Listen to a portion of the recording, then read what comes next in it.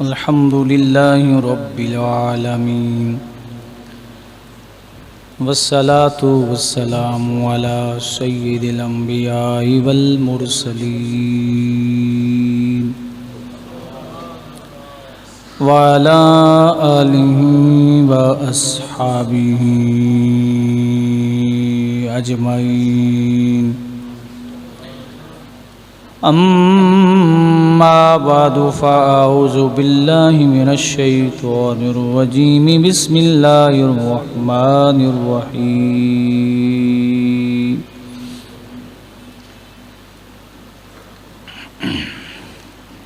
وذكرهم بأيام الله آمنت بالله صدق الله العظيم وبلغنا رسوله النبي الكريم الأمين إن الله وملائكته يصلون على النبي يا أيها الذين آمنوا صلوا عليه وسلموا تسليما الصلاة والسلام عليك يا سيدي يا رسول الله الصلاة والسلام عليك يا سيدي يا رحمة للعالمين وعلى آلك وأصحابك يا خاتم النبيين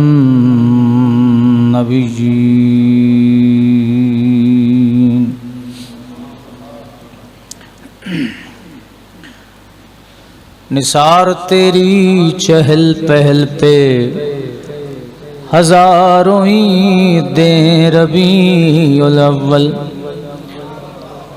سوائے ابلیس کے جہاں میں سبھی تو خوشیاں منا رہے سوائے ابلیس کے جہاں میں سبھی تو خوشیاں منا رہے ہیں۔ حمد و صلات کے بعد معزز و محتشم احباب ذی وقار،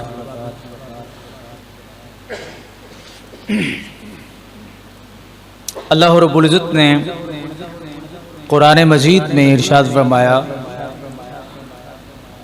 وَذَكِّرْهُمْ بِأَيَّامِ اللَّهِ کہ اے محبوب صلی اللہ علیہ وسلم آپ ان غلاموں کو اللہ کے دن یاد کروائیں،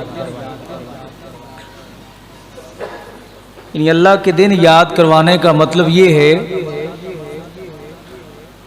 کہ جو مخصوص دن ہیں جن دنوں میں اللہ رب العزت نے اپنے بندوں پہ ایک خصوصی فضل و کرم فرمایا ہے تو ان کو بار بار یاد دلانا اے محبوب آپ کی ڈیوٹی ہے کہ کہیں یہ ان دنوں کو بھول نہ جائیں۔ تو مسئلہ سمجھانے کے لیے جس طرح شب قدر ہے ہر سال آتی ہے تو فضیلت اس کی یہ ہے کہ اس میں نزول قرآن ہوا، تو قرآن کا نزول تو ایک مرتبہ ہی ہوا ہے، لیکن اللہ رب العزت نے فرمایا کہ اگرچہ قرآن کا نزول ایک مرتبہ ہوا ہے لیکن جب بھی یہ رات آئے گی تو اس کی فضیلت میں کمزوری نہیں آئے گی، یہ 1000 مہینے سے بہتر ہے، جب بھی یہ آئے گی تو 1000 مہینے سے بہتری کی فضیلت ساتھ لے کے آئے گی۔ اسی طرح بہت ساری اور بھی فضیلتیں ہیں کہ جو ایک مرتبہ جن کا نزول ہوا تو ہر سال ان دنوں کو منانا یقیناً یہ اللہ رب العزت کے حکم کی تعمیل ہے۔ انہی دنوں میں سے ایک دن 12 ربیع الاول شریف کا ہے، اگرچہ رسول اللہ صلی اللہ علیہ وسلم کی ولادت باسعادت ایک مرتبہ ہی ہوئی ہے، تو نبی کریم علیہ السلام پر اترنے والی کتاب جس دن اس کا نزول مکمل ہوا تو وہ رات 1000 مہینے سے افضل ہے، اور حکم فرمایا کہ ان کو وہ دن اور وہ راتیں یاد دلاؤ جن میں اللہ رب العزت نے خصوصی فضل و کرم فرمایا ہے۔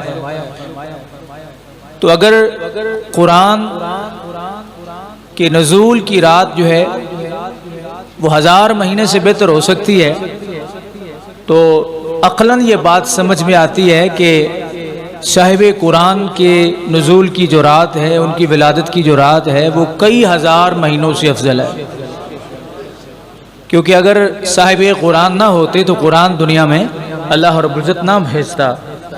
تو جس شخصیت کی وجہ سے، جس ذات کی وجہ سے رب کائنات نے اتنی بڑی شان اور عظمت بخشی ہے، تو یقیناً قرآن کی عظمت اور شان کی رات منائیں، اور صاحب قرآن کی عظمت اور شان کی رات نہ منانا یہ انتہائی ناانصافی ہے، کیونکہ اللہ رب العزت نے انہیں مقام و مرتبہ یہ عطا فرمایا ہے کہ جس کا یہ تقاضا ہے کہ ہر لمحے ہر گھڑی ان کا ذکر جو ہے وہ کیا جائے۔ اگر مقام کے اعتبار سے دیکھا جائے تو رسول پاک صلی اللہ علیہ وسلم کی جو عظمت اور شان ہے وہ انفرادی نظر آتی ہے۔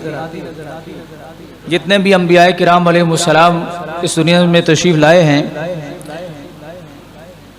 ان تمام انبیاء کرام علیہ السلام میں کسی نبی کا ذکر اس طرح جاری نہیں ہے جس طرح رسول اللہ صلی اللہ علیہ وسلم کا ذکر پاک جاری، اور کسی نبی کا میلاد اس انداز میں نہیں منایا جاتا جس انداز میں حضور نبی دو عالم نبی مکرم صلی اللہ علیہ وسلم کا میلاد اور آپ کی آمد کی خوشی جو ہے وہ منائی جاتی ہے۔ اس لیے کہ اللہ رب العزت نے آقا دو عالم صلی اللہ علیہ وسلم کا جو میلاد ہے اس کو قیامت تک برقرار رکھنا ہے، اور اس کا اظہار جو ہے وہ اپنے بندوں سے کرواتے رہنا ہے۔ تو خوش قسمت وہ لوگ ہیں جنہوں نے آقا دو عالم صلی اللہ علیہ وسلم کے ذکر کو جو کرتے ہیں اور جن کے حصے اور نصیب میں یہ آتا ہے کہ یہ اس ڈیوٹی کو نبھا رہے ہیں جو رب ذوالجلال نے اپنے پیارے نبی صلی اللہ علیہ وسلم کی عظمت کے تصدق جو ہے وہ رسول پاک صلی اللہ علیہ وسلم کے صحابہ کو عطا فرمائی، جو گاہے بگاہے نبی کریم علیہ السلام کی نعت پڑھتے تھے اور حضور کی آمد کا تذکرہ جو ہے وہ کرتے رہتے تھے۔ تو اگر اس بات کی طرف غور کیا جائے کہ یہ چونکہ اس طرح کا انداز حضور کے صحابہ کا نہیں تھا جس طرح آج ہمارا انداز ہے، تو میں یہ بات ہر سال ہی عرض کیا کرتا ہوں کہ پھر بہت ساری چیزیں جو ہیں وہ ہمیں اپنے اس معاشرے سے نکالنی پڑیں گی۔ یعنی آج اگر کوئی شخص اٹھ کے یہ کہتا ہے کہ یہ جو آپ مائک پہ بیان کر رہے ہیں یہ مائک تو حضور کے صحابہ میں تھا ہی نہیں، اس دور میں تھا ہی نہیں، تو اب اس مائک سے دور ہو جانا چاہیے۔ وہ صحابہ کرام رضوان اللہ علیہم اجمعین جن کے پاس جہاد کے لیے جہاد کی اتنی بڑی جن کی ذمہ داری تھی کہ جہاد سے انہیں فرصت حاصل نہیں ہوتی تھی، وہ کیسے اس طرح کی محافل جو ہے وہ باقاعدہ طور پر ان کا انتظام و اہتمام کرتے، اور کس طرح وہ بینرز وغیرہ اور یہ ساری چیزیں جو ہیں یہ لگاتے۔ تو اس سے یہ پتہ چلتا ہے کہ یہ ساری چیزیں رسول پاک صلی اللہ علیہ وسلم کے اگرچہ صحابہ کرام نے نہیں اس طرح کیا، لیکن نبی علیہ السلام نے اسے منع بھی نہیں کیا، اور رسول پاک صلی اللہ علیہ وسلم کا جو دور مقدس ظاہری دور مقدس تھا اس کا یہ تقاضا تھا پہننے کے لیے، جس دور میں کپڑا نہ ہو بینر کہاں سے لگتا، اور جس دور میں کھانے کے لیے کھانا میسر نہیں تھا، غزوہ تبوک کے موقع پر ایک کھجور پر 3 دن گزارا، 3 کھجوروں پر 24 گھنٹے گزارا۔ تو ان دنوں میں صحابہ کرام رضوان اللہ علیہم اجمعین جو ہے وہ شرینیاں کہاں سے بانٹتے، وہ دیگیں کہاں سے چڑھاتے، کیونکہ ان کے شب و روز جو ہے وہ اللہ رب العزت کی راہ میں جہاد میں تھے، گزرتے تھے، اور ان پر اللہ رب العزت نے جو ذمہ داری عائد کی تھی اس ذمہ داری کو جس قدر انہوں نے نبھایا ہے اور اس کا ثمر آج ہمیں مل رہا ہے۔ یعنی دین کی جو صحبتیں اور جو تکالیف تھی انہوں نے برداشت کی ہیں، اور ثمر جو ہے آج ہماری آنکھوں کے سامنے ہے کہ ہمیں کلمہ اسلام پڑھنے کے لیے کسی تکلیف کا سامنا نہیں ہے۔ ہم نماز پڑھنے کے لیے جائیں تو ہمیں کوئی خطرہ نہیں ہے کہ کوئی ہمارے اوپر تیروں کی بارش کر دے گا، ہمیں کوئی خطرہ نہیں کہ ہمیں کوئی ذلیل و رسوا کر کے مسجد سے باہر نکال دے گا۔ تو یہ ساری تکلیف حضور علیہ الصلوۃ والسلام کے صحابہ کرام رضوان اللہ علیہم اجمعین نے تکالیف اٹھائیں، لیکن ہمارے لیے راحت کا سما جو ہے انہوں نے میسر کر دیا۔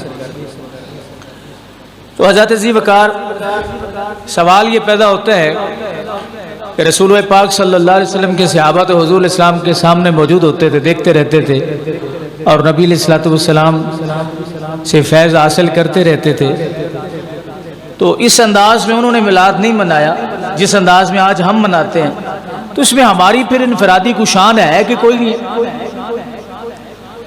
اللہ اکبر۔ حدیث پاک میں آتا ہے نبی کریم صلی اللہ علیہ وسلم نے صحابہ کرام رضوان اللہ علیہم اجمعین سے 3 سوال، ایک سوال حضور نے پوچھا اور صحابہ نے اس کے 3 جواب دیے۔ پہلا سوال یہ تھا، آقا دو عالم صلی اللہ علیہ وسلم فرمایا میرے صحابہ تم یہ مجھے بتاؤ کہ سب سے زیادہ تعجب والا ایمان کن لوگوں کا ہے، جن کے ایمان پر تعجب کیا جا سکے۔ یعنی ایک تعجب ہوتا ہے، ایک فضیلت ہوتی ہے، افضل ایمان اور چیز ہے، تعجب والا ایمان اور چیز ہے۔ یہ نہیں کہ جس ایمان پر تعجب کیا جائے وہ افضل ایمان سے بڑھ جائے شان میں، ایسی بات نہیں ہے۔ تعجب ہمیشہ اس بات پہ کیا جاتا ہے کہ جس کا سبب مخفی ہوتا ہے، اور حیرانگی اس بات سے کی جاتی ہے۔ مثال کے طور پہ ایک بندہ جو ہے وہ کوئی ایسا کام کر رہا ہے جو روٹین کا ہے، تو کسی کو اس پر کوئی اعتراض نہیں، یعنی وہ کھا رہا ہے، پی رہا ہے، بات کر رہا ہے، کسی سے کوئی چیز دے رہا ہے یا لے رہا ہے۔ اگر وہی بندہ فضا میں اڑنا شروع کر دے تو آپ اس پہ تعجب کریں گے، کھائے پیے گا آپ کو کوئی تعجب اس پہ نہیں ہوگا کہ یہ بندے کی شان سے ہے، اس کی جبلت میں، اس کی فطرت میں یہ چیز شامل ہے۔ تو تعجب یہ ہوتا ہے کہ کوئی ایسا کام جس کام کا سبب مخفی ہو اور اس پہ حیرانگی ہو جائے بندے کو۔ تو حضور علیہ السلام فرمایا بھی صحابہ یہ بتاؤ سب سے زیادہ تعجب والا ایمان کن کا ہے؟ صحابہ عرض کرتے ہیں یا رسول اللہ صلی اللہ علیہ وسلم فرشتوں کا۔ میرے آقا نے فرمایا فرشتوں کا ایمان تعجب والا کیسے ہے؟ الذین یحملون العرش ومن حولہ یسبحون بحمد ربہم ویستغفرون للذین آمنوا۔ وہ تو حاملین عرش ہیں، وہ تو اللہ کے عرش کو اٹھائے ہوئے ہیں، ان کا یہ مقام و مرتبہ، ان کی شان یہ ہے۔ اللہ کے فرشتوں نے عرش کو اٹھایا ہوا ہے، بعض فرشتوں نے، بعض اللہ کے قرب میں رہتے ہیں۔ فرمایا ان کے سامنے تو سارے نظام ہیں، ان کے ایمان پر کسی قسم کی کوئی حیرانگی نہیں ہے۔ نبی کریم صلی اللہ علیہ وسلم نے صحابہ نے کہ یا رسول اللہ پھر انبیاء کرام علیہ السلام کا؟ فرمایا انبیاء کے ایمان پر کیا تعجب ہے کہ جن کی طرف اللہ رب العزت کی طرف سے واش کی جاتی ہے، جن کا ڈائریکٹ تعلق جو ہے وہ رب ذوالجلال کے ساتھ ہے، تو اللہ ان کی طرف پیغام بھیجتا ہے، واش فرماتا ہے، وہ ایمان لے آتے ہیں۔ یا رسول اللہ پھر آپ کے غلاموں کا؟ تو نبی علیہ السلام نے فرمایا میرے غلاموں یعنی میرے صحابہ کے ایمان پر کوئی تعجب نہیں ہے۔ یا رسول اللہ وہ کیسے؟ فرمایا میں سورج کو واپس پلٹاتا ہوں، تم دیکھتے ہو،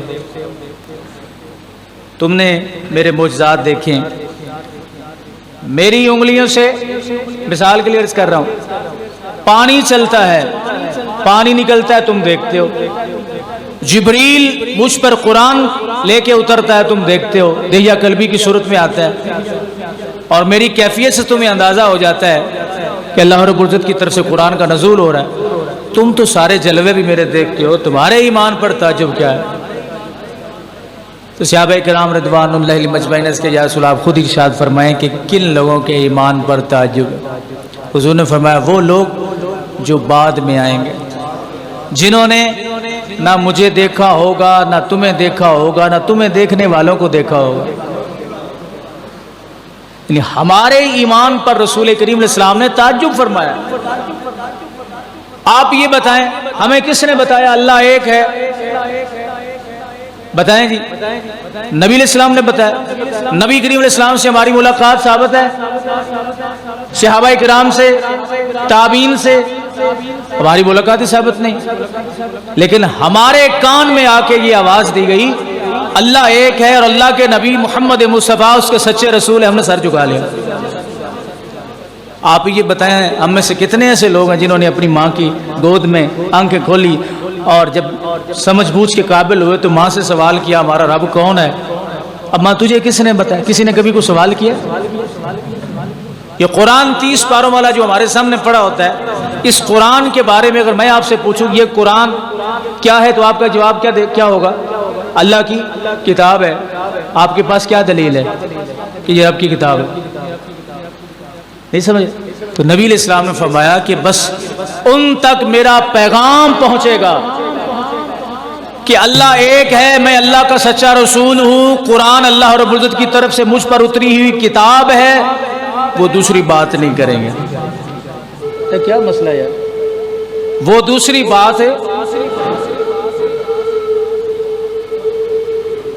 یہ کام پہلے کرنے والے ہوتے ہیں نا، پہلے کر لیا کریں، وہ دوسری بات بالکل نہیں کریں گے، بلکہ کیا کہیں گے کہ ہم تک یہ پیغام پہنچا ہے، فوراً سر تسلیم خم کر کے اس کو مان لیں گے۔ فرمایا اس لیے ان کے ایمان پر تعجب ہے، ان کے ایمان پر تعجب ہے کہ واہ کیا ایمان ہے، فضیلت والا ایمان صحابہ کا، لیکن ہمارا ایمان وہ ایمان ہے جس ایمان پر رب ذوالجلال کے پاک نبی صلی اللہ علیہ وسلم نے تعجب فرمایا۔ نہ ہم نے رسول اللہ کے معجزات دیکھے، نہ حضور کے صحابہ کو دیکھا، نہ نبی پاک علیہ الصلوۃ والسلام کے جلوے دیکھے، نہ آپ کے صحابہ کی کرامات کو دیکھا، نہ تابعین کو دیکھا، ہمیں پیغام ملا قرآن اللہ کی کتاب، سر جھکا دیا، اللہ ایک ہے، محمد عربی اللہ کے رسول، ہم نے سر جھکا دیا۔ اسے کہتے ہیں ایمان، سبحان اللہ۔ وہ شاید آپ کو یاد ہوگا حضرت بہلول دانا، دیکھنے کی قیمت اور ہوتی ہے اور بن دیکھے مانگنے لینے کی قیمت اور اعتماد کرنے کی قیمت اور ہوتی ہے۔ اللہ تعالیٰ کے پاک نبی نے ہمیں یہ انعام عطا فرمایا کہ تم نے مجھے دیکھا نہیں ہے، لیکن تمہیں اس وقت تک سکون ہی نہیں آتا جب تک تم میرا ذکر نہ کر لو۔ اب پورا مہینہ چلے گا ذکر کس کا؟ اللہ تعالیٰ کے پاک نبی صلی اللہ علیہ وسلم کا۔ تو حضور سرور دو عالم صلی اللہ علیہ وسلم، آپ کا مقام و مرتبہ ہی اس شان کا حامل ہے کہ ہر لمحے، ہر گھڑی، ہر وقت آپ کا ذکر کیا جائے، اور آپ کا ذکر رب ذوالجلال کے مقابلے میں نہیں ہے۔ آج کوئی شخص اگر کہتا ہے حضور سے یہ ثابت نہیں، صحابہ سے یہ ثابت نہیں، صحابہ سے یہ ثابت نہیں، تو پھر محدثین کرام نے ایسے ایسے کام کیے ہیں جو نہ صحابہ سے ثابت ہیں نہ تابعین سے ثابت ہیں، پھر ان سے بھی ہمارا رابطہ جو ہے وہ ٹوٹ جانا چاہیے۔ اور سب کے سب کام جو ہیں، حضرت امام بخاری رحمۃ اللہ علیہ تعالی ہر حدیث لکھنے سے پہلے غسل کرتے ہیں، وضو فرماتے ہیں، کپڑے پہنتے ہیں، پھر حدیث لکھتے ہیں۔ نہ حضور علیہ السلام کے صحابہ نے اس طرح کیا تو بدعت ہوئی نا۔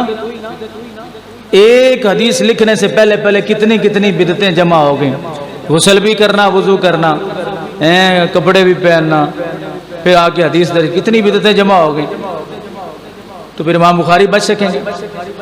حضرت ذی وقار عرض کرنے کا مطلب وہ مقصد یہ ہے کہ اہل سنت کی یہ جو محبت کی ادائیں ہیں نا، ان کو شرک کی طرف منسوب نہ کیا جائے۔ دراصل یہی عین اسلام ہے۔ جن لوگوں کو اللہ رب العزت کے نبی صلی اللہ علیہ وسلم کے مقام کی خبر نہیں، وہ ایسی باتیں کرتے ہیں۔ حضرت خواجہ خواجگان بہاؤالدین نقشبند رحمۃ اللہ علیہ تعالی انیس الطالبین کے صفحہ نمبر 9 پر فرماتے ہیں کہ کسی نے اللہ کے نبی کا مقام سمجھنا ہو تو میرے پاس آئے، میں سمجھاتا ہوں رسول اللہ کا مقام کیا، ان کا مرتبہ کیا ہے۔ اللہ اکبر۔ آپ فرماتے ہیں کہ صوفیاء کرام کا اس بات پر اتفاق ہے کہ رب ذوالجلال نے جو مراتب عطا فرمائے اپنے بندوں کو، ان مرتبوں میں عام مومنین کی شان جہاں ختم ہوتی ہے، یہ حضرت بہاؤالدین نقشبند رحمۃ اللہ علیہ تعالی آپ فرما رہے ہیں، عام مومنین کی جہاں شان، ان کا مقام اور ان کا مرتبہ جو ہے وہ ختم ہوتا ہے، وہاں سے اللہ رب العزت کے ولی کے مقام کی ابتدا ہوتی ہے۔ جہاں مومن کا مقام ختم ہوتا ہے، وہاں سے رب ذوالجلال کے ولی کے مقام کی ابتدا ہوتی ہے۔ اور فرماتے ہیں مقام عام مومنہ بدایت مقام اولیاء است و نہایت مقام اولیاء بدایت مقام شہید است۔ فرماتے ہیں جہاں عام مومن کے مقام کی انتہا ہوتی ہے، وہاں سے ولی کے مقام کی ابتدا ہوتی ہے، اور جہاں ولی کے مقام کی انتہا ہوتی ہے، جہاں ولی کے مقام کی انتہا ہوتی ہے، وہاں شہید کے مقام کی ابتدا ہوتی ہے۔ اب سمجھیے ان کا مقام کیا ہے، ان کی شان کیا ہے، ان کا مرتبہ کیا ہے۔ اور جہاں شہید کے مقام کی غایت ہے، انتہا ہے، وہاں صدیق کے مقام کی ابتدا ہوتی ہے، اور جہاں صدیق کے مقام کی انتہا ہوتی ہے، وہاں سے نبیوں کے مقام کی ابتدا ہوتی ہے، اور جہاں نبیوں کے مقام کی انتہا ہوتی ہے، اولو العزم رسولوں کے مقام کی ابتدا ہوتی ہے۔ اور آپ فرماتے ہیں کہ جہاں اولو العزم رسولوں کے مقام کی انتہا ہوتی ہے، وہاں سے میرے اور آپ کے آقا کے مقام کی ابتدا ہوتی ہے۔ اب پہلے بھی مومن کے مقام کی بھی انتہا، ولی کے مقام کی بھی انتہا معلوم، شہید کے مقام کی بھی انتہا معلوم، صدیق کے مقام کی بھی انتہا معلوم، نبی کے مقام کی بھی انتہا معلوم، اولو العزم رسولوں کے مقام کی بھی انتہا معلوم۔ تو چاہیے تو یہ ہے نا کہ اب ہمارے نبی محمد مصطفیٰ صلی اللہ علیہ وسلم کے مقام کی بھی انتہا معلوم ہو، لیکن آپ فرماتے ہیں لوگوں، اللہ نے کوئی ایسا بندہ بنایا ہی نہیں، رب نے کوئی ایسا صاحب علم و فضل بنایا ہی نہیں جو یہ بتا سکے کہ میرے محمد عربی کے مقام کی انتہا کیا ہے، ان کے مقام کی انتہا کیا ہے۔ اللہ نے ایسا کوئی بندہ نہیں بنایا۔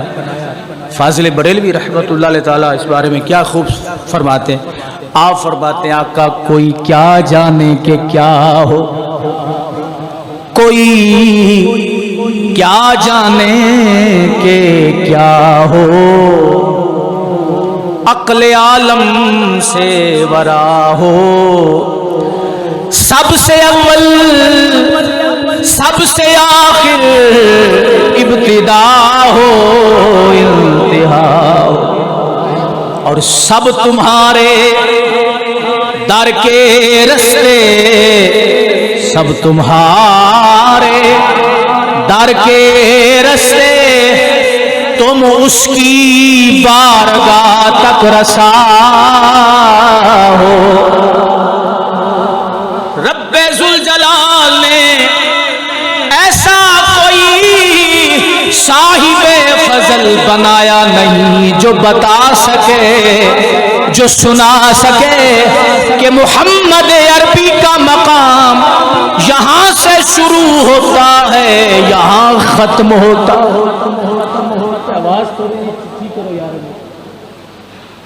محمد عربی کا مقام کہاں سے شروع ہوا سب کو معلوم ہے، جہاں اولو العزم رسولوں کے مقام کی انتہا ہے، وہاں سے محمد عربی کے مقام کی ابتدا ہے، اور میرے آقا کے مقام کی انتہا کیا ہے؟ حضرت خواجہ سید بہاؤالدین نقشبند آپ فرماتے ہیں اللہ نے کوئی ایسا صاحب کمال بنایا نہیں، یا تو علم و حکمت کا شہنشاہ، میرے نبی کے در کا سچا گدا، نام مولانا احمد رضا خان بھی کہہ گئے کوئی کیا جانے کہ کیا ہو، عقل عالم سے ورا ہو، سب سے اول سب سے آخر، ابتدا ہو انتہا ہو، اور سب تمہارے در کے رستے، تم اس کی بارگاہ تک رسا۔ اور پیر مہر علی شاہ بولے، آپ فرماتے کوئی مثل نہیں ڈھولن دی، کوئی مثل نہیں ڈھولن دی، چپ کر مہر علی ایتھے جا نہیں بولن دی، چپ کر مہر علی ایتھے جا نہیں بولن دی۔ کیا انہوں نے حدیثیں نہیں پڑھی، سیاستہ ان کی نظروں سے نہیں گزری؟ ہر حدیث پڑھ کے، کتب پڑھ کے، قرآن پڑھ کے نتیجہ تاجدار گولڑا نے نکالا، کوئی مثل نہیں ڈھولن دی، چپ کر مہر علی ایتھے جا نہیں بولن دی۔ حضرت ڈاکٹر محمد اقبال بھی فرما گئے کہ تم نبی محترم کے مقام کو کیا سمجھے؟ اب فرماتے محمد سر وحدت ہیں، محمد سر وحدت ہیں، رمز ان کی کوئی کیا جانے، شریعت میں تو بندہ ہے، حقیقت میں خدا جانے، شریعت میں تو بندہ ہے، حقیقت میں خدا جانے۔ شیخ ابو الحسن خرقانی رحمت اللہ علیہ آپ فرماتے ہیں دنیا والوں تین چیزوں کی مجھے آج تک سمجھ نہیں آئی، آج جو دو حدیثیں پڑھ لے کہتے ہیں میں سمجھ گیا، بس یہ مقام یہ انتہا، لیکن اتنے بڑے شیخ فرما رہے ہیں، کہتے ہیں سے چیز را غایت نہ دانستم، تین چیزوں کی مجھے سمجھ نہیں آئی۔ اب فرماتے ہیں غایت قید نفس نہ دانستم، نفس کے کا جو مکر ہے اس کی مجھے سمجھ نہیں آئی، میں اس کی انتہا کو نہیں پہنچا۔ غایت معرفت ندانستم، معرفت کیا ہے میں اس کی انتہا کو نہیں پہنچا۔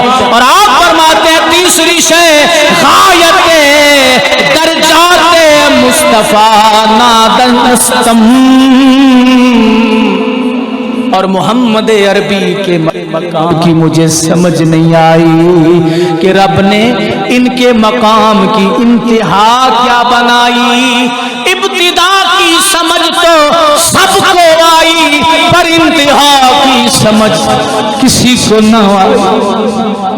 آپ یہ بتائیں جن کے پاس اتنا علم تھا وہ کہہ رہے ہیں ہمیں کوئی سمجھ نہیں ہے، اور میرے آقا کریم صلی اللہ علیہ وسلم نے فرما بھی دیا تھا حضرت صدیق اکبر رضی اللہ تعالیٰ عنہ سے، صدیق میری حقیقت کو نا میرے رب کے علاوہ کوئی نہیں سمجھتا۔ آج کوئی بندہ کہے یہ لمٹ ہے، یہاں نہیں یہاں تک، یہ نہیں یہاں نہیں یہاں تک، یہاں نہیں یہاں تک، یہاں تک تو ٹھیک ہے آگے نہیں، لیکن میرے آقا نے خود فرما دیا کہ میری حقیقت کو میرے رب کے علاوہ اے صدیق کوئی نہیں سمجھ سکتا۔ یا رسول اللہ یہ کہنے کی ضرورت کیا تھی، فرمایا اسی سے تو نکھیڑے ہونے ہیں۔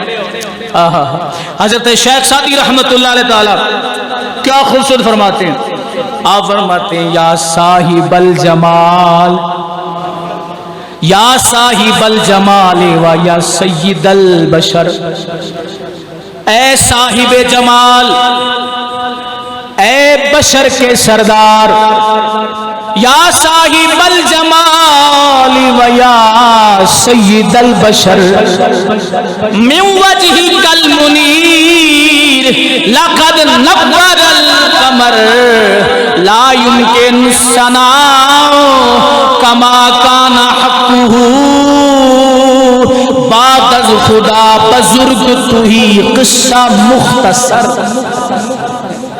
شعر آپ نے یہ کئی مرتبہ سنا ہوگا لیکن توجہ نہیں فرمائی ہوگی۔ حضرت شیخ سعدی شیرازی کتنی کمال بات فرما گئے، کہتے لا یمکن الثناء کما کان حقہ، آپ کی ثنا کا حق کوئی بھی ادا نہ کر سکا۔ لا یمکن الثناء کما کان حقہ، بعد از خدا بزرگ تو ہی یہ قصہ مختصر کہ رب ذوالجلال کی ذات کے بعد اے میرے مصطفیٰ بس تیری ذات۔ ہم اہل سنت مصطفیٰ کریم علیہ السلام کو نہ عبادت کے لائق سمجھتے ہیں، نہ ان کے لیے سجدہ روا سمجھتے ہیں۔ ہم ان سے محبت کرتے ہیں، ان کا مقام و مرتبہ بتانا چاہتے ہیں کہ اللہ کی ذات کے بعد اگر کوئی ذات ہے تو وہ میرے مصطفیٰ کی ذات ہے۔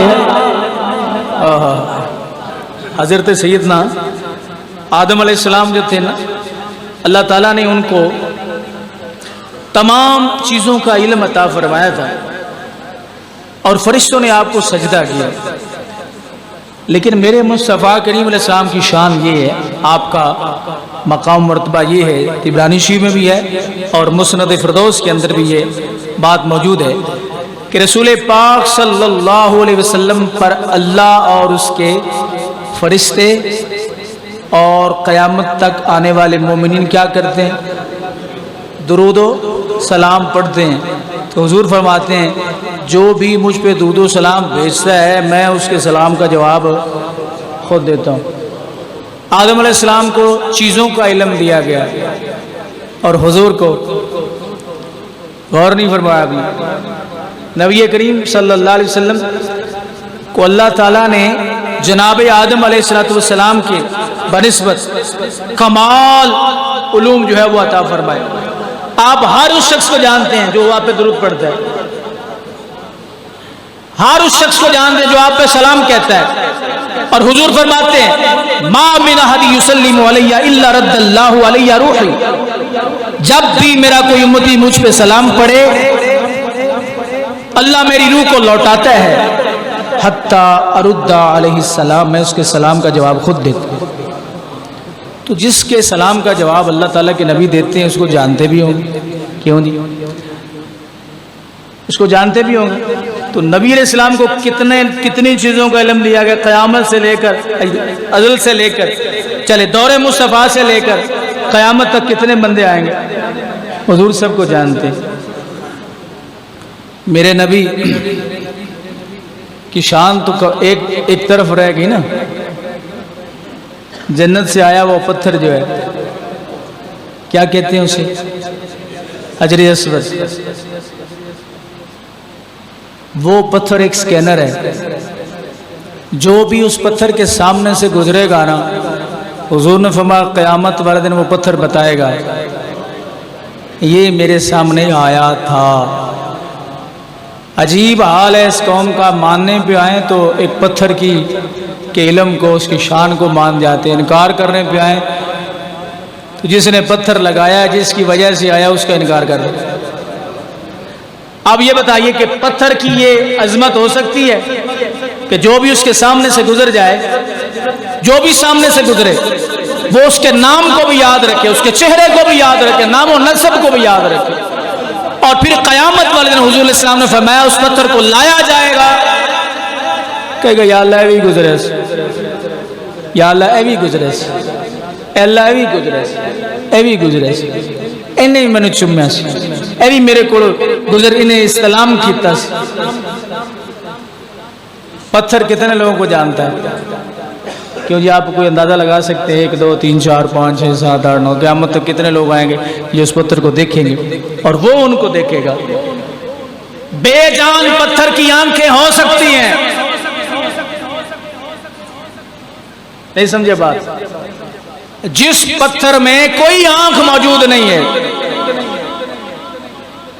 وہ اس جنت سے آیا ہے جو میرے نبی کا ٹھکانہ ہے، جہاں میرے مصطفیٰ رہیں گے۔ پتہ چلا میرے مصطفیٰ کریم علیہ السلام کا مقام یہ ہے کہ جہاں حضور کا مسکن ہے، جہاں حضور نے رہنا ہے، وہاں کے پتھر بھی قیامت تک کا علم رکھتے ہیں، وہاں کے پتھر بھی قیامت تک کا علم رکھتے ہیں، اسی لیے حضور اسلام کے سامنے پتھر بولتے تھے کوئی نہیں، درخت بات مانتے تھے کوئی نہیں، انہیں پتا تھا، وہ جانتے تھے، پہچانتے تھے کہ یہ وہ ہستی ہیں جن کا سکہ قیامت تک چلے گا، جن کا سکہ قیامت تک چلے گا۔ حضرت ادریس علیہ السلام کو اللہ رب العزت نے آسمانوں پر اٹھا لیا، لیکن میرے نبی کی شان یہ ہے کہ مقام کعبہ قوسین تک۔ فرق سمجھ میں آیا؟ تقابل مطلوب نہیں ہے، عظمت اور شان کا اظہار کرنا مطلوب ہے۔ حضرت نوح علیہ السلام، اللہ تعالیٰ نے آپ کو اور آپ پر ایمان لانے والوں کو غرق ہونے سے نجات دی۔ صرف وہی لوگ نا جو اس کشتی میں سوار تھے، ان کو نجات مل گئی۔ اور آپ نے کبھی غور کیا کہ جب لوگ منع کرتے میلاد نہیں منانا تو یہ بات انہیں بتانی چاہیے، یہ بات انہیں بتانی چاہیے کہ کشتی نوح میں صرف جو لوگ سوار ہوئے وہی بچے، لیکن میرے مصطفیٰ کریم اسلام قیامت تک بچائیں۔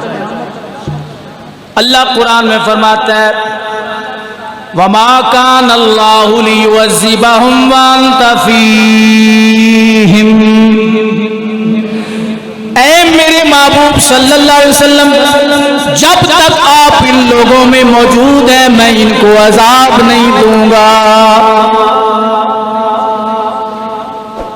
صرف جو کشتی نوح میں شمار ہوئے، اس میں سوار ہوئے، ان کو عذاب نہیں۔ ادھر کیا ہے کہ جب تک آپ ان میں موجود ہیں، یا اللہ کب تک موجود ہیں؟ فرمایا قیامت تک۔ کب تک؟ قیامت تک۔ یہ جو ہماری شکلیں نہیں نا بدلتی، یہ فقط جسم مصطفیٰ کی بدولت۔ رب نے فرمایا میں ان پر عذاب دوں گا ہی نہیں انہیں۔ کیوں؟ محبوب اسی جو جلوہ فرما جی علی اس دنیا سے زمین دے ہوتی، جب تک آپ ان میں ہیں میں ان کو عذاب نہیں دوں گا۔ اور اس میں اس وقت یعنی اس کشتی کے اندر سام بھی موجود تھے جن کی پیشانی میں، نوح علیہ السلام کے بیٹے، جن کی پیشانی میں نور مصطفیٰ تھا تب بچے، نور مصطفیٰ تھا تب بچے۔ آپ دیکھیں جی صالح علیہ السلام کی شان دیکھیں، اللہ تعالیٰ نے پتھر سے ان کے لیے اونٹنی نکالی۔ اب معجزات میں فرق دیکھیں کتنا ہے، یعنی پتھر جو ہے وہ پھٹتا ہے، اس سے کیا نکلتی ہے؟ اونٹنی۔ اب یہ بات بڑی عجیب سی تھی، لیکن رسول پاک صلی اللہ علیہ وسلم کے سامنے ایسی چیزیں ان کو زندگی ملی، قوت گویائی ملی کہ جس کو دیکھ کر انسانی عقل حیران رہ جاتی ہے، انسانی عقل حیران رہ جاتی ہے۔ میرے آقا کریم اسلام جب قضائے حاجت فرمانے لگتے تو قریب جو بھی جھاڑی ہوتی، کوئی پردہ نہ ہوتا تو وہ جھاڑی قریب ہو جاتی، جھاڑی قریب ہو جاتی۔ رسول پاک صلی اللہ علیہ وسلم کا سطر کے حوالے سے آپ کے بچپن کے موضوع کے ساتھ یہ ریلیٹڈ بات ہے کہ نبی علیہ السلام جب آپ کا بچپنا ہوتا تھا تو آپ کے سطر سے کپڑا ہٹا تھا، حضور رونے لگ جاتے، سرکار رونے لگ جاتے تھے، اور جب دیکھا جاتا تو آپ کے سطر سے کپڑا ہٹا ہوا ہوتا تھا، کپڑا یا آپ کی شرمگاہ کے اوپر رکھا جاتا تو آپ خاموش ہو جاتے، اور کسی آنکھ نے حضور علیہ السلام کی شرمگاہ کو نہیں دیکھا۔ اس لیے اللہ نے ان کو مختون پیدا فرمایا کہ ختنہ کرنے کے لیے دیکھنا پڑے گا۔ علماء نے لکھا کہ اگر کوئی آنکھ رسول پاک صلی اللہ علیہ وسلم کی شرمگاہ کو دیکھ لیتی تو اندھی ہو جاتی۔ یہ اتنے بھی بلا کوئی خیال رکھتا ہے؟ بھئی رکھے جاتے ہیں محبوبوں کو۔ اتنا بڑا کمال پتھر سے اونٹنی کا نکلنا نہیں ہے کہ میرے آقا کریم علیہ السلام ایک درخت کو اشارہ کرے بات سن گئی، وہ اپنی جڑیں بھی اکھاڑے اور مصطفیٰ کریم علیہ السلام کی بارگاہ میں آ کر فخر محسوس کرے۔ کہ یہ کہاں نصیب میرے کہ تو پاس چل کے آتا، کوئی جذبہ محبت میرے کام آ گیا ہے، میرے دل کی دھڑکنوں میں تیرا نام آ گیا ہے، کر لو قبول آقا یہ غلام آ گیا ہے، کر لو قبول آقا میرے دل کی دھڑکنوں میں تیرا نام آ گیا ہے، کر لو قبول آقا یہ غلام آ گیا ہے۔ جہاں درختوں کے یہ جذبات ہو، لیجئے جناب، رسول کریم صلی اللہ علیہ وسلم حضرت ابراہیم علیہ السلام کو آگ میں جب ڈالا گیا تو آگ ٹھنڈی ہو گئی۔ اللہ نے قرآن میں فرمایا یا نار کونی بردا وسلاما علی ابراہیم، اے آگ میرے ابراہیم پہ ٹھنڈی ہو جا، اور میرے مصطفیٰ کریم علیہ السلام کے پاک صحابی اللہ اکبر عمار بن یاسر رضی اللہ تعالیٰ عنہ، جب کفار نے ان کو آگ کے اوپر لٹایا، پاس سے گزر ہوا میرے مصطفیٰ کا، حضور کا گزر ہوا، عمار بن یاسر رضی اللہ تعالیٰ عنہ نے پیچھے سے آواز دی، لجپال پری تن توڑ دے نہیں، جندی باں پڑ دے پھر چھوڑ دے نہیں، اے گزرنے والے ذرا مڑ کے دیکھ۔ نبی کریم علیہ السلام نے مڑ کے دیکھا، حضور علیہ السلام نے دیکھا کہ عمار بن یاسر کی کمر آگ کے انگاروں کے اوپر ہے، آواز آ رہی ہے، چربی جل رہی ہے۔ میرے مصطفیٰ کریم علیہ السلام نے آگ سے خطاب کرتے ہوئے فرمایا یا نار کونی بردا وسلاما علی عمار کما کنتی علی ابراہیم، اے آگ میرے عمار میرے غلام پہ ٹھنڈی ہو جا، تجھے ساتھ حوالہ بھی دے رہا ہوں جیسے ابراہیم پہ ٹھنڈی ہوئی۔ اب مرتبہ سمجھ میں آیا؟ اللہ اکبر۔ دیکھیں جناب، نبی کریم صلی اللہ علیہ وسلم حضرت یوسف علیہ السلام کو اللہ نے بڑا حسن و جمال دیا، بات سمجھ رہے ہیں؟ رب نے ان کو بڑا حسن دیا، اتنا حسن تھا کہ عورتوں کے ہاتھ انگلیاں کٹ گئی، ان کی توجہ ان کے چہرے کی طرف رہ گئی۔ یوسف علیہ السلام کو میرے آقا کی بنسبت محدثین نے لکھا نصف حسن ملا۔ اتنی شانیں جس کی ہوں اس کا نام کیوں نہ لیا جائے بھائی، یہ ہماری مجبوری۔ آپ کا بیٹا نیک ہو، جس مجلس میں بیٹھتے ہو اس کی شان بیان کرنا، میرا پتر بڑا لائق ہے، یہ انج بھی کرتا ہے، انج بھی کرتا ہے، پتہ نہیں بڑی سانجرے اٹھ کرتا ہے، نماز بھی پڑھتا ہے، یہ بھی کرتا ہے، وہ بھی کرتا ہے، فلاں بھی کرتا ہے، تو آپ خوش ہوتے ہیں؟ کوئی نہیں۔ آپ کے سامنے اگر آپ کے تعلق داروں کی کوئی تعریف کرتا ہے خوش ہوتے ہیں؟ کوئی نہیں۔ جی ایسی اللہ دے نبی دی، اللہ دے محبوب دی تعریف کریے تو رب خوش ہوتا ہوئے گا؟ کوئی نہیں۔ نصف حسن یوسف علیہ السلام کو میرے آقا کریم علیہ السلام کی بدولت ملا، اور میرے مصطفیٰ کو کل حسن ملا۔ اور حضور فرماتے ہیں میرے حسن میں اور یوسف علیہ السلام کے حسن میں فرق تھا۔ صحابہ نے اس کا یا رسول اللہ کیا فرق تھا؟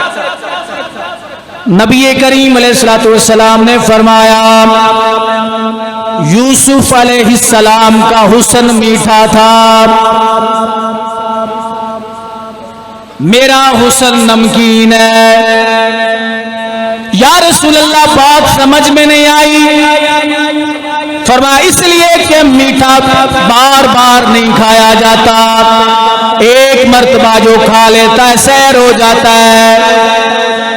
اور بسا اوقات یہ بندے نے شوگر ہوئے تو بالکل ہی سمجھ دے ہو کوئی نہیں، بار بار میٹھا نہیں کھایا جاتا،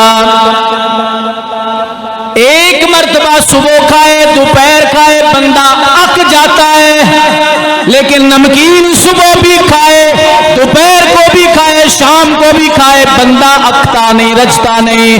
فرمایا وَأَنَا أَمْلَهُ میرا حسن نمکین ہے. یوسف علیہ السلام کو دیکھ کر لوگ سیر ہو جاتے تھے لیکن میرے حسن کو دیکھ کر لوگ رجتے نہیں سیر نہیں ہوتے. اسی لیے اعلیٰ حضرت فرماتے حسن تیرا سا کبھی دیکھا نہ سنا. حسن تیرا سا کبھی دیکھا نہ سنا. یہی کہتے ہیں اگلے زمانے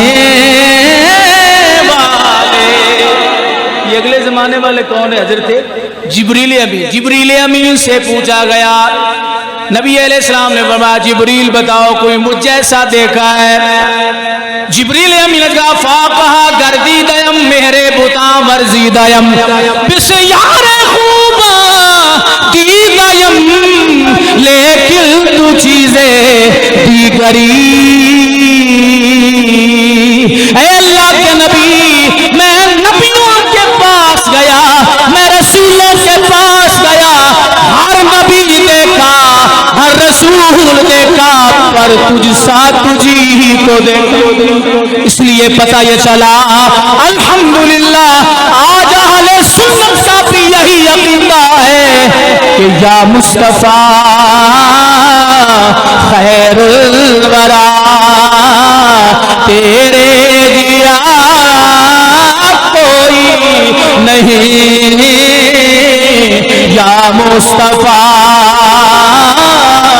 خیر الورا تیرے جیا کوئی نہیں.